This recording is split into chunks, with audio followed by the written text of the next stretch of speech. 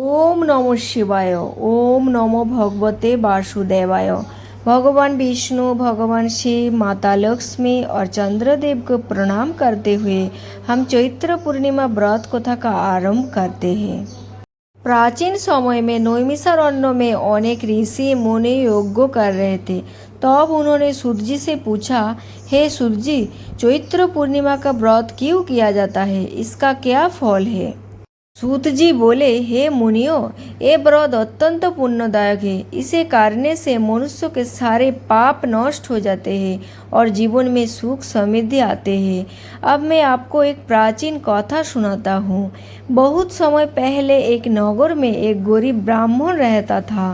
वो बहुत ही धर्मात्मा था, लेकिन उसके पास खाने तक के लिए अन्न नहीं होता था। एक दिन वो भूखा प्यासा मंदिर के बाहर बैठा था। तभी एक वृद्ध साधु वहां आए।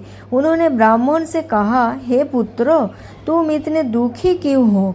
ब्राह्मण ने कहा, महाराज, मैं गरीब हूँ, मेरे पास कुछ भी नहीं है। मैं अपने परिवार का पालन पोषण नहीं कर पा रहा। साधु ने मुस्कुराकर कहा, तुम चैत्र पूर्णिमा का व्रत करो, इससे तुम्हारे सारे दुख दूर हो जाएंगे।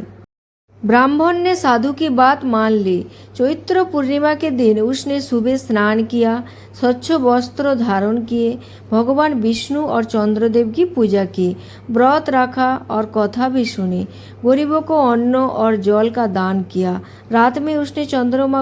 कुछ ही दिनों में उसके जीवन में परिवर्तन आने लगा। उसके घर में धन आने लगा। उसके परिवार की सारी समस्याएं समाप्त हो गई। वो सम्मानित और सुखी जीवन जीने लगा। कुछ समय बाद वो नगर का सबसे सम्मानित व्यक्ति बन गया। उसी नगर में एक राजा भी था। राजा के पास सब कुछ था, लेकिन उसे शांति नहीं मिलती थी। एक दिन उसने उस ब्राह्मण को सुखी देखा और पूछा, हे ब्राह्मण, तुम्हारे सुख का रहस्य क्या है? ब्राह्मण ने कहा, महाराज, ये सब चैत्र पूर्णिमा व्रत का फल है। राजा ने भी श्रद्धा से व्रत किया। कुछ ही समय में उसके राज्य में खुशहाली बढ़ी। प्रजा सुखी हो गई। राजा को मानसिक शांति प्राप्त हुई।